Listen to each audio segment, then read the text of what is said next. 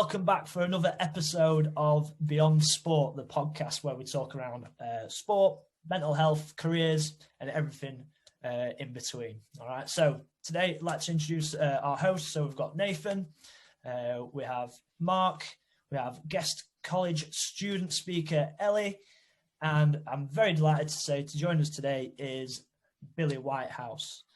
And again, some of you may know him, some of you may not. I'm going to give you a little bit of a background. So Billy started his career as a professional footballer with Doncaster Rovers, making 25 appearances for the Rovers, and then having various loan spells before moving on to Leeds, and then played a little bit in non-league, so dropping from professional down to semi-professional, doing quite well at Doncaster before moving on to the New Saints, playing in the Welsh Premier League, being involved in the matchday squad for the Champions League qualifiers, and then now currently on loan at Buxton. Is that correct, Billy? Is that right? Yeah, that's right. Yeah. Well, cut short due to COVID, but yeah. Yes, yeah. So quite a journey, some would say. I want to take you back a little bit. So talking kind of when you was a young professional, breaking kind of into the first team and stuff, and starting to take part in kind of league football.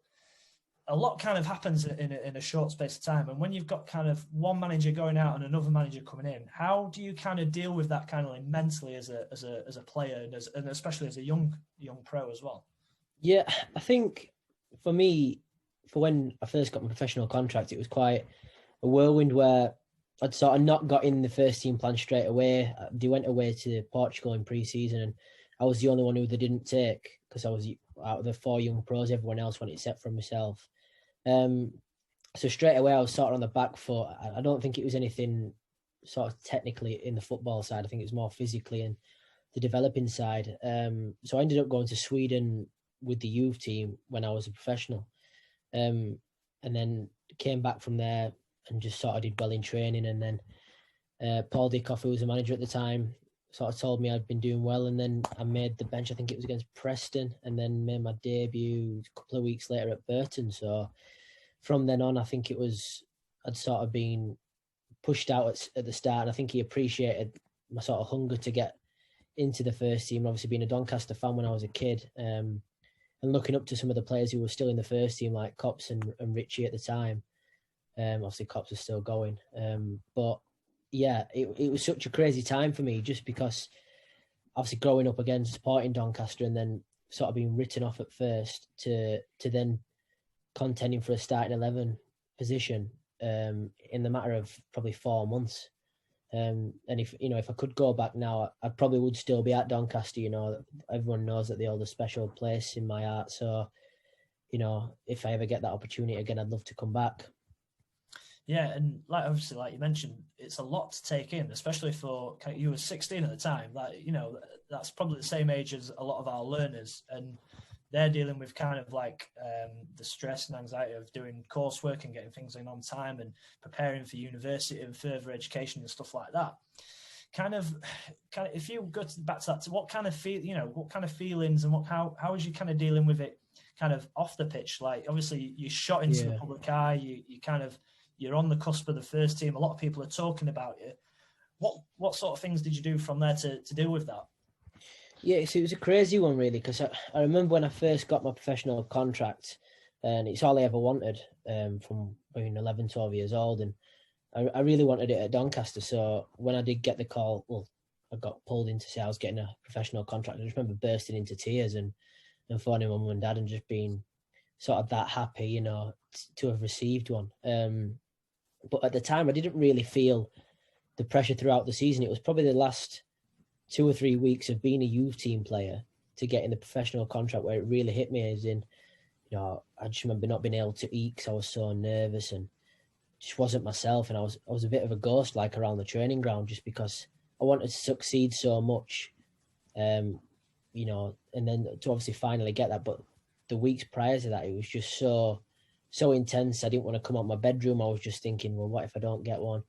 I was doing, stupid amounts of probably gym work and training just to say, well, if I'm not going to get a contract, then I'm ready to see what comes next. But yeah, sure. I think the pressures of that is, just the intensity of how it comes around quick. 1 minute you can be at the start of pre-season, the next minute you're at the end of the season, and your contract's up. So it's like, you've really got to be putting yourself in the best position mentally and physically throughout the season instead of just rushing it. And I suppose that's similar to your exams and stuff, instead of rushing them last minute, but, having the longevity throughout the year to sort of achieve your results. Excellent. Fantastic.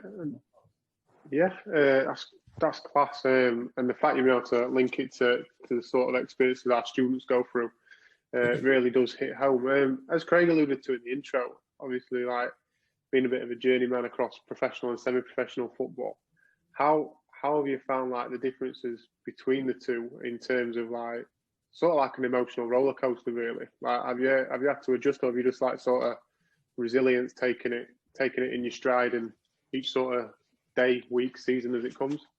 Yeah, I think there was a lot of ups and downs for me, especially at the time after I'd left Leeds. I think I'd obviously gone from Doncaster to moving up to Leeds in the Championship, then played in the first team.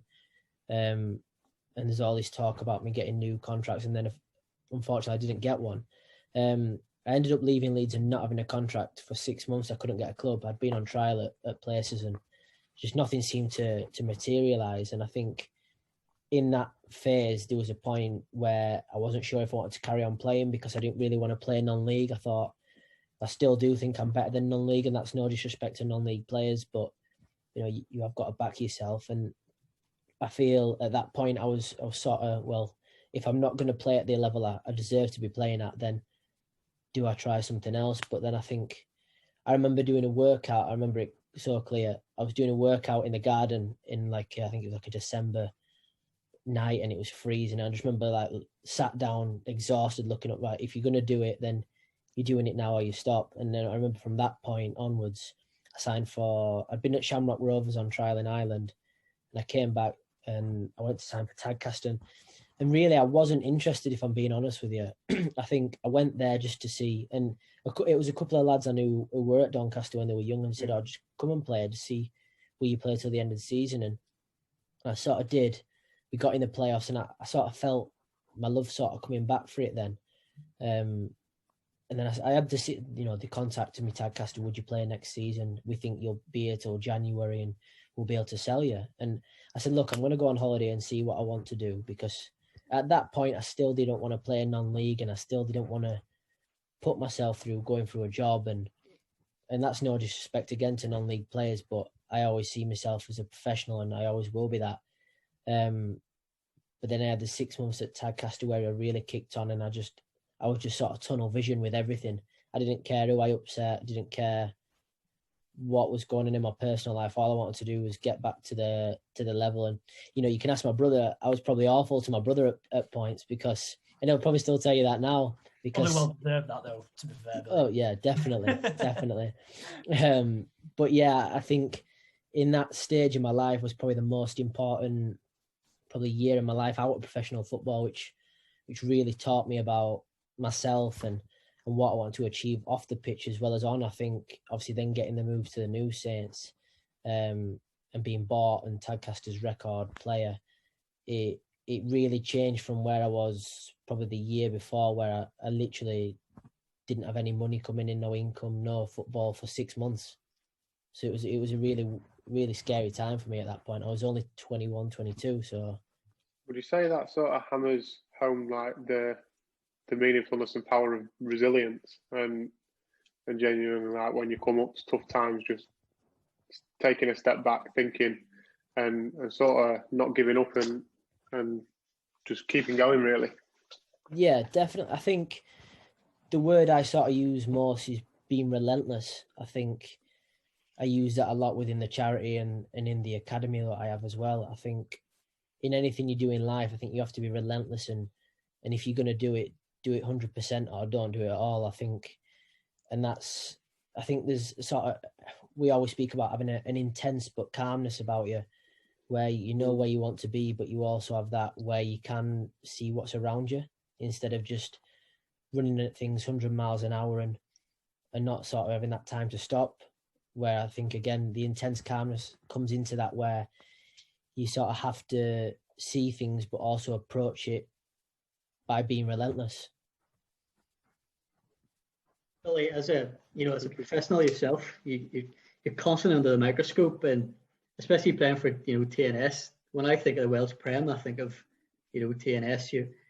You're constantly being judged on Twitter, by fans. How does that sort of affect your mental health, and how do you and the teammates deal with that? Yeah, I think it does play a part, and I had a lot when I was at Leeds and I still get them now. I find it funny now, but yeah, the effects of it sometimes is ridiculous. Some of the stuff you get and some of the personal messages what people send you, which they don't know anything about you, is quite scary actually. I think being at TNS, being the best team in the Welsh Premier League, and I've been for the last 10 years, everyone wants you to lose, and everyone wants you to fail, which it can go either way then, where you either thrive on that and you kick on, or you can sort of crumble at it. And the messages you do get sometimes are outright, sometimes it's more personal when you're actually on the pitch and stuff, people saying really rude things to you, really. But again, it's the industry, and I think if you sort of can't cope with that, then you're probably in the wrong industry. And I think that the hardest thing about being a footballer is probably not taking anything personal, and that's not just from the fans, it's from the players, it's from the management. I mean, some of my teammates probably hate me, a Yorkshireman down here just shouting at people. So, but that's how it is. How do you find it? Sort of, because they're right on the Welsh border, aren't you? Yeah. It's how do you find being, completely different environment? Maybe like you say, being a Yorkshireman over there. How do you find it being away from home and fitting into that sort of lifestyle? Yeah, I'll be honest with you, I've absolutely loved it, because again, I've got friends down here now who are nothing to do with the football club, just from where I live. And I think that sort of goes back to your mental health again. I think if I'd have gone the other way and just isolated myself from everyone, then I'd have not enjoyed it, and it had affected my performances. Whereas, I've got friends who own coffee shops and stuff like that, and I just walk in on my own now. Whereas, I've built friendships with people down here. So I prefer sometimes being down here and then being able to come home the odd day, because I feel more down here that I understand myself a little bit more than, I think when you're at home all together, it's something where you can probably be too comfortable. And I think if I got the option to move home or move somewhere else for my career, I'd probably move somewhere else, just because the distractions of being at home and seeing your family sometimes takes a negative effect on you. Yeah, I can imagine. Yeah, no, it's decent. Obviously playing, Champions League every year, like you said, qualifiers is quite an achievement and quite a big thing for, TNS, and to be part of that.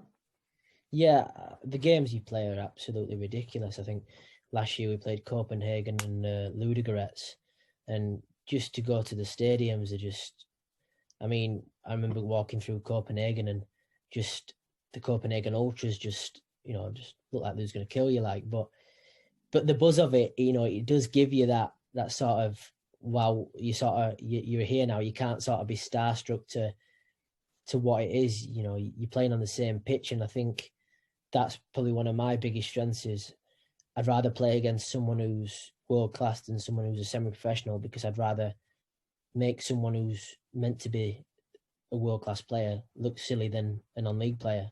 I think you thrive on that more. Yeah, no, that's class. Just to go back to your point about some of the negative comments and stuff like that, just kind of flip that on its head. Like, how would you say how important has been the role of like constructive feedback from coaches and mentors in your life, in terms of helping you get through not only a difficult time but to where you are now? Yeah, I think there's so many different people who come into your life along the way.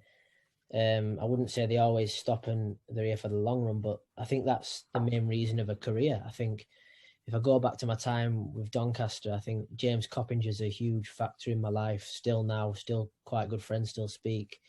And he's a huge inspiration for me in terms of how long he's played and a lot of the advice he gave me. I still speak to Paul Dickoff, and I still speak to a lot of the Leeds players. So in terms of people in the game, I think I always like to measure myself against my teammates. If he's doing so much work and I need to be outworking him, if it's a manager's telling me I'm world class one week or I'm horrendous the next, I think both is constructive criticism. Whereas I'd probably take the "you were crap" first over the "you were brilliant this week," because I feel it gives me that little bit of an edge. And I think, again, with the tough times I had within football, I think that set me up for the rest of my career, because I think it has given me that mental edge where I sort of feel like I'm unbreakable at times, because again, the situation at the minute with the manager down here, he's probably not playing me as much as I'd like, hence why I went out on loan. But you know, you don't take that personal. All I look at is, well, I'll make the manager not feel great and I'll just train brilliant every day, I think. But again, it can go the other way, where you sort of can feel sorry for yourself and not perform to your best. But I think anything for peak performance, just in general in your life, I think you've always got to be chasing something and proving to yourself more than anyone. Excellent. Ellie, do you want to give your question? Because we are now in a global pandemic, how has lockdown affected your day-to-day life with football and everything that you do? Yeah, so I've been back in training since July, so sort of the only first lockdown was one that affected me most in my football. So again, that was quite, not necessarily tough, but it was more of a fact that my day-to-day had been sort of messed up with being able to go to training in the morning, going for a coffee after training, then training again at the night. It really did sort of affect me. I had so much energy, really. I was like a kid. But yeah, I think it was just tough not to have that there, whereas I had to try and keep myself busy mentally and physically. So if that was just training on my own, if it was, I really got into sort of yoga and meditation, which I tried, and I still do that now. So I think it's the first sort of lockdown just was more of a learning curve for me. I felt that I learned a lot about sort of coping mechanisms and what works for you throughout the day. So yeah, that was the first lockdown was the only really one what affected me. Whereas now I'm back in training, but it's still sort of not the same. We're not playing games. So, you know, again, it's just trying to keep yourself fit, which is another mental challenge in itself, you know, when there's no games to look forward to. Yeah.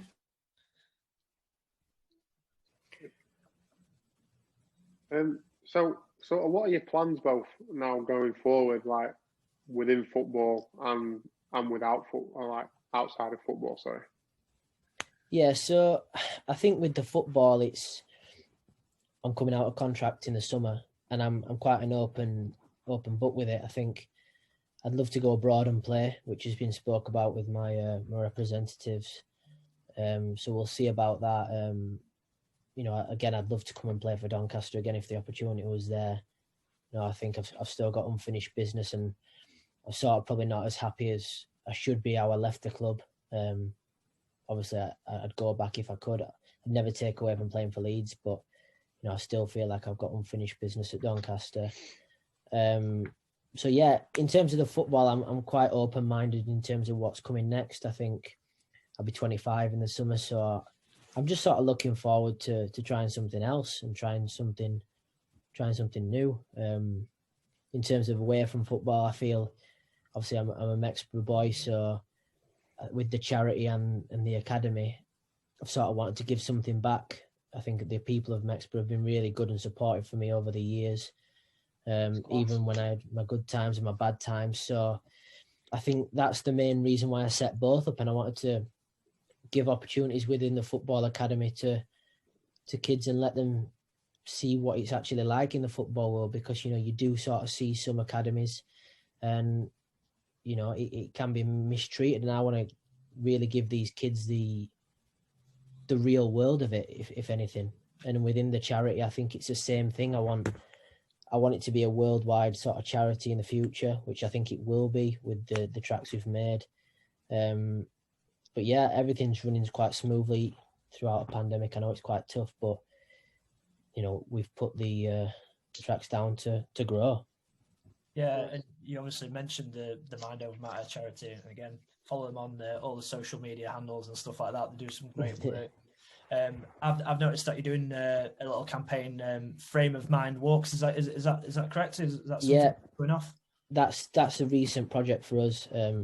We sort of had to sit down via Zoom and sort of think, what can we do which is where we can do on his own. And the Frame of Mind come from Bev, one of the founders. So yeah, we've really tried to kick that on, and it's had such a good response as well from people just posting the photos. And so anything like that. I mean, I've got another Zoom tonight with the men's team, what we set up. So I've been doing fitness classes with them twice a week.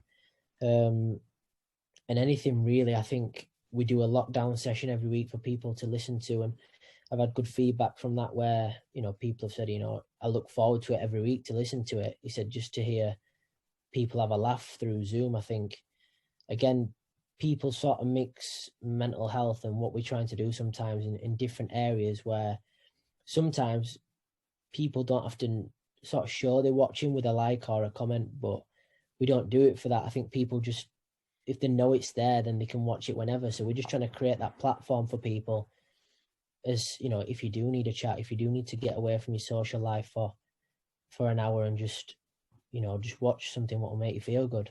Absolutely, and especially in these current kind of climate, it gives people some sort of like structure, like you were saying about, making sure, right, I got training in the morning and then I'm going to go to the coffee shop or I'm going to go to there. Do you know what I mean? At least it gives them something to look forward to, like if they're taking part in an activity that you're setting up, or even if it's just something like this where they're chatting and talking. Again, when they say, talking's a really big thing, and especially if you're living on your own, for example, or you haven't got many people to talk to, then it gives people that outlet, doesn't it? Definitely. I think, again, with the stuff we are doing, we're just trying to keep people on the page and active. I think dropping people who knew we've got to play in the charity game, if it does go ahead, I think it just to keep people active and look for things to be excited for. We're doing a football tournament as well, just so, because I know so many people are dying to kick a football. So, we're just doing so much stuff for ready when, there's probably not enough time for when this is over, the amount of stuff we've tried to plan. So it's going to be hectic. Absolutely. And obviously giving something for people to look forward to is definitely something, even us as a college, we're trying to plan trips, we're trying to plan, people coming in like yourself, coming in and speaking to the students and all that sort of stuff. And obviously a lot of our students are at home, online learning. And I'm sure, Ellie, you can talk about this, to be fair. How's your experience been of that? And what have you been doing to try and keep yourself mentally fit and stuff? Well, at the start, I was like worried about how it would all pan out, because I haven't done really this online learning before. I know we had the first lockdown, but I was supposed to do my GCSEs and I didn't end up doing them. But then with football as well, because we've not been able to train, it's been harder to motivate yourself. So I've been, because we've got a summer house at the bottom of the garden, I've been doing weights and stuff. But then I've got my fitness calls twice a week as well. So it's been good to catch up with the team and keep motivated. Excellent. That's been, and that's like Billy was saying, keeping that kind of structure, having them things to break away from your computer, making sure that your mind's not just looking at the same four walls all the time. And if you can get out for a walk, or if you can, do them kind of strength sessions and stuff like that, talk to your other teammates that usually you'd be training 2-3 times a week with, and then playing on a weekend as well, isn't it? Sort of thing. So that kind of alludes really well. I want to kind of round off on your main question, Elliot, which I think could be good to kind of just round it. If you were to go back and give your younger self advice on mental health and well-being, what would it be? I think is having the right balance in your life. I think check in with yourself more than anyone. I think I read a lot of books and stuff, and the main focus is having the right balance in your social life, your personal, with yourself, your career. And I think the main important thing is to sort of enjoy the process. I don't necessarily feel like there is a destination to what you want to achieve in your life. I sort of feel like just enjoy everything you're doing day by day, and enjoy your work, enjoy conversations with your family and friends, and just sort of take a step back and realise that everything you're doing every second throughout the day is important to you. And again, if I could go back and say that, I would just say enjoy it and just enjoy the process of everything in life. Do you ever maybe consider getting into maybe some coaching in the future? Yeah, well, we'll see. I think obviously with the You've academy, still got plenty of years left yet, but yeah. obviously, would it be something that maybe attract you to, you know, like you said about Paul Dickoff and that sort of man management? Would you ever consider? If you'd have asked me a couple of years ago, I'd have probably said no. But now, obviously, having my own football team within the charity and maybe looking to do a Saturday team, I'm the chairman of that at the minute, so I deal with most of that stuff. And that stuff sort of probably excites me more than the management in terms of the sporting director, the chairman role and doing that stuff. But in terms of the management, I would probably look at that as well. I think I'd be a bit of a cross with all the managers I've played under. I think obviously Paul Dickoff, he's still a hero of mine. I think he was so brilliant for the start of my career. I think if he was a perfect person for that time for me. So I'd take bits out of everyone else, and I think I'd be a bit ruthless. Again, ask my brother about that. He got sent off last last time we played. So I'll just make a note of that for next time he comes in. yeah, just make a note. But yeah, I think it's something I'd fancy. Maybe the coaching side, but we'll see. Like I said, I've hopefully got a few years to go. Try and beat Cops up to 40. So yeah, that'll be next. That'll be some achievement if you come anywhere near that, or even if you but fair play. Again, I would just like to say kind of like thank you very much for coming in and having these kind of conversations. It's really important, not just for us all just in this Zoom chat, but also for the people that are watching as well. And again, really appreciate it, Billy. Thank you for coming on and stuff. No, thanks for having me. I've enjoyed it. Good. And like I say, if anyone is struggling out there, make sure you talk to people. People will always listen to you.